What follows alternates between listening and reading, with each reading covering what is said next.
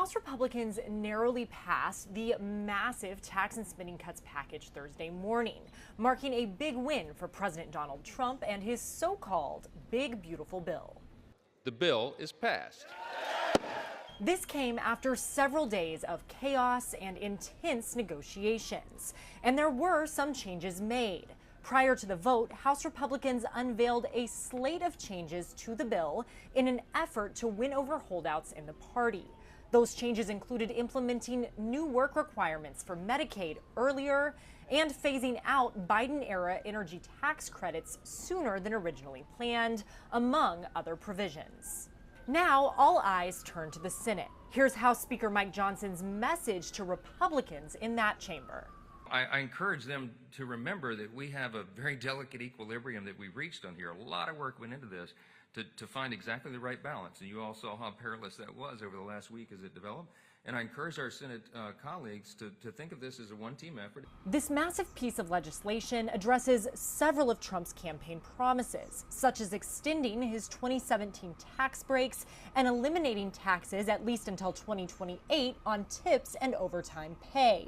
It also devotes billions to border security, allowing for a major crackdown on immigration. Now, how much of the House's version will survive the Senate GOP is unclear, but they are under a lot of pressure to move quickly. The stated goal is to get this bill to the president's desk for a signature by July 4th. Reporting at the White House, I'm Julia Benbrook. The $4 trillion budget measure is packed with a number of President Trump's campaign promises, but some of the holdouts within his own party question whether his pep talk on Tuesday brought it any closer to reality. President Trump's second-term domestic priorities are rolled up in what he calls a big, beautiful bill. I think we're going to get everything we want, and I think we're going to have a great victory. But making a push on Capitol Hill Tuesday, Trump encountered a divided House GOP caucus. Republicans from key swing districts warning changes to health coverage and food assistance programs could leave them politically vulnerable. Some blue state Republicans holding out for a bigger federal deduction for state taxes, and fiscal conservatives argue the bill doesn't do enough for the federal deficit. The problem is it's being touted as a bill that corrects deficit spending, and it doesn't do that. It doesn't actually manage the deficit well. The bill seeks to make permanent nearly all of the individual income tax breaks signed into law by Trump during his first term in 2017. It would also temporarily eliminate federal taxes on tips and on overtime pay and boost the child tax credit through 2028. To offset tax cuts, the bill proposes a Medicaid overhaul that seeks to cut spending with new rules like work requirements for adults physically capable of working and more frequent eligibility checks for those using the program. The bill also calls for more food stamp recipients to work to qualify for benefits and shifts some of the program's costs to states starting in 2028. House Speaker Mike Johnson expressing confidence Republicans can resolve their differences. We are right on track to deliver, and that's what you'll see this House do this week. This congressional conversation taking place just days after Moody's ratings downgraded the nation's debt. Moody's cited debt that is far outpacing government revenue.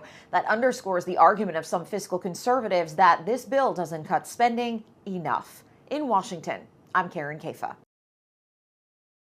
Republican attorneys general on the ground at the southern border getting an up-close look at border operations. Border encounters decreased by 93%. Despite the sharp decline, the GOP is pushing to pass their big, beautiful bill, which includes over $40 billion in funding for border wall construction. Why continue investing money and resources into the border when border crossings are at their lowest? This wall's not done. There's still some tech that needs to go on top of this wall that can help us get down to zero. We've got to get to zero. While most of the attorneys general visiting weren't from border states, they pointed to crime like drug trafficking as issues affecting their own communities.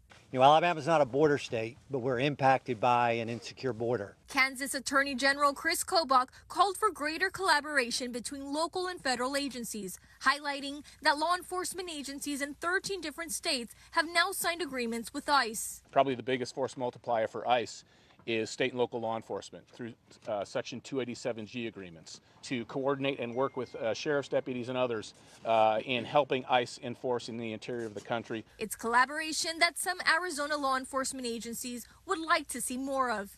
We have got to partner with the federal government We've got to partner, we've got to form coalitions and networks